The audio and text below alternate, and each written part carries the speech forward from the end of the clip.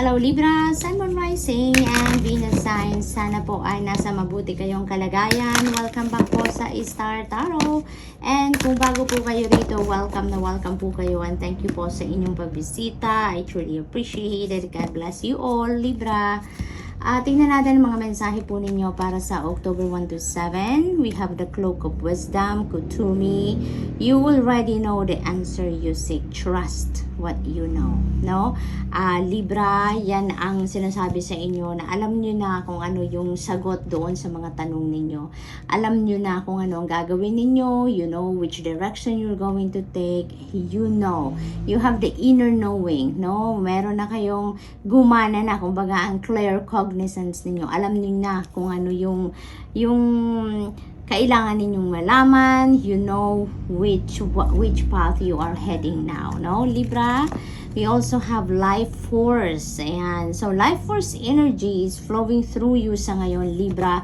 Maaring ano din ito, yung parang encouragement ito sa inyo, maaaring push ito sa inyo na gawin nyo na, ipagpatuloy nyo na yung mga unfinished business ninyo dito, Libra, no? Maaaring may mga ginagawa kayo, trabaho, proyekto, endeavor, no, whatever it is, na medyo siguro at some point natigil, na pending yung mga ganon, may delays, but ngayon, no, parang bumubuhos ngayon ang life force energy sa buo ninyong pagkatao, and it's about time na, no, na ipagpatuloy nyo na yung mga nasimulan nyo na before, na nahinto, no. Now is the perfect time to continue on with what you were doing before, at tapusin nyo na kung ano man ang mga unfinished business na yan, Libra. We also have Mother Mary, love and peace. Napakaganda, you know. Maaaring ang iba sa inyo is a devotee of Mother Mary, no? Maaaring lagi kayo nagdadasal kay Mama Mary. Maaaring lagi ninyong kinakausap siya through prayer dito. Kaya naman lumabas siya sa reading ninyo, Libra, no? Yung parang ino-acknowledge niya yung pagko-connect ninyo sa kanya through prayers. Maaaring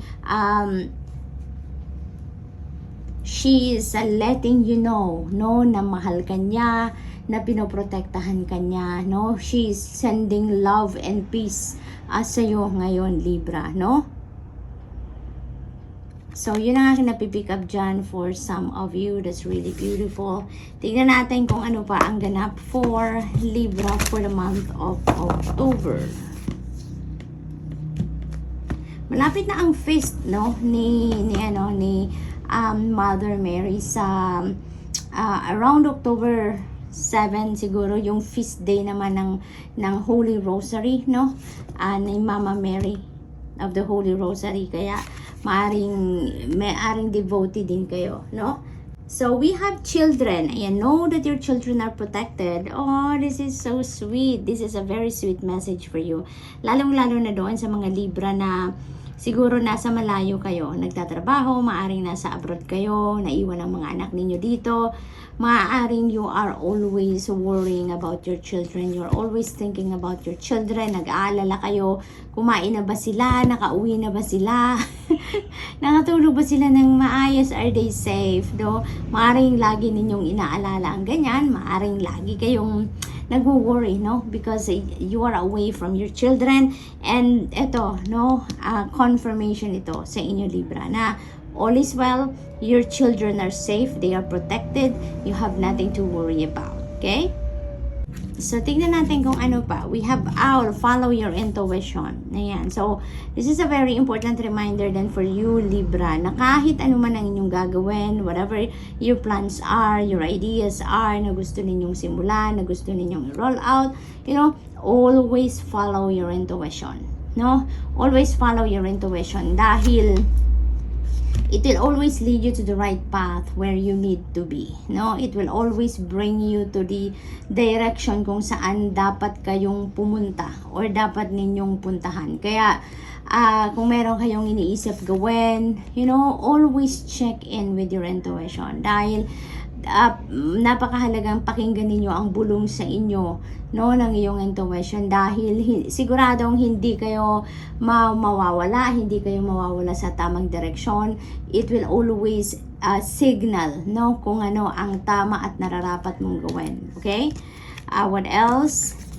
We have Archangel Gabriel, messenger of creativity and hope. Tingnan ninyo, nandito si Mama Mary.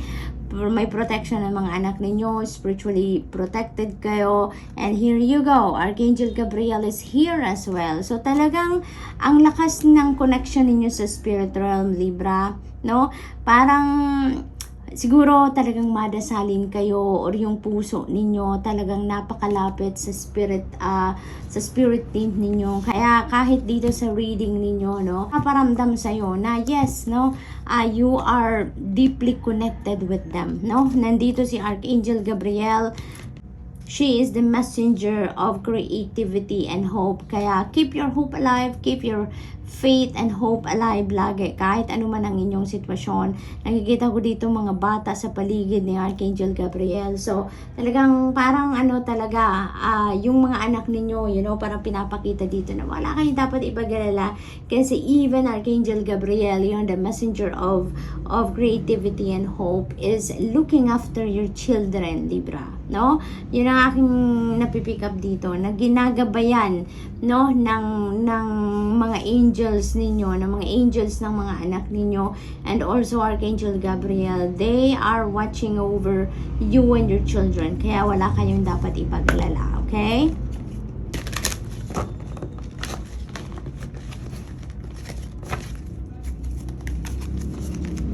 We have full of Christ light. Open your heart in the spread unconditional love. Ayan. So maybe this is your mission right now, Libra, to spread unconditional love. Ang napipick up ko din dito, no, maaring, dahil ang daming mga batang nakikita ko, maaring maaring yung trabaho ninyo ngayon is you are taking care of children, no? Hindi lang ng mga anak ninyo, but also other people's children. Maaring nagtatrabaho kayo sa isang facility na nangangalaga ng mga bata, no? Maaring ganun ang sitwasyon dito. Kaya ang yung mission ninyo is to spread your unconditional love, no?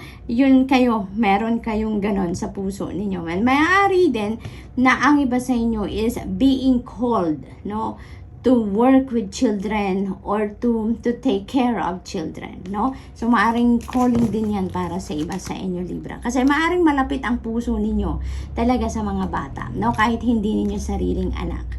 We have the freedom of truth, communicate honestly, be who you truly are. Ayan. So this is an important calling then for some of you, Libra, to speak your truth, to live and walk your truth, no?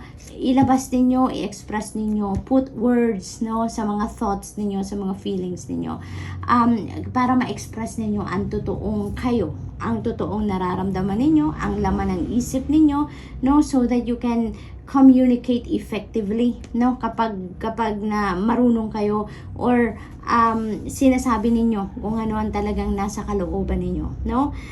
Ang iba sa inyo ngayon is really working on your communication skills siguro. And also, you know, Archangel Gabriel, also angel of truth. Ngayon, she is also a great motivator, and she works around children talaga, no? Kaya naman maraming mga bata diyan sa card na yan, you know. So it feels like ginagabayan kayo ngayon ni Archangel Gabriel, no, to speak your truth, to find the right words when you are communicating, you know, with other people dito, Libra, so that you can express yourself, so that you can speak your truth, no? So that's really sweet. What else? We have open to abundance. Yay! Believe that you deserve the abundance of the universe, no? Kapag naniniwala kayo na you are deserving, you are entitled, no? Which is lahat naman tayo, entitled tayo sa abundance ng universe, no? Kaya buksan mo na lang yung puso ninyo. Buksan ninyo ang puso ninyo, magtiwala kayo na you also deserve to receive the abundance of the universe. And with that, makakaasa kayo, no, na kung ano ang hinihingi ninyo, if that is for your highest good, if that is part of the divine plan, no, it will come to you. it will come to you. And walang delays ang mga ganyan. If it's really meant for you, it will come at the right time, no? So all you need to do is to be open to abundance, open to grace, open to the prosperity and abundance na parating sa inyo, no? Sabi din ng second phrase dito, accept plenty and prosperity. So maging bukas na lang kayo, no? Libra, maging bukas kayo sa prosperity and abundance and the wide array of blessings na inihahanda ng universe para sa inyo. So Libra, that's all I have for you for the week. I hope nakatulong ang mga mensaheng ito in some way. Thank you for watching. Love and light. Namaste.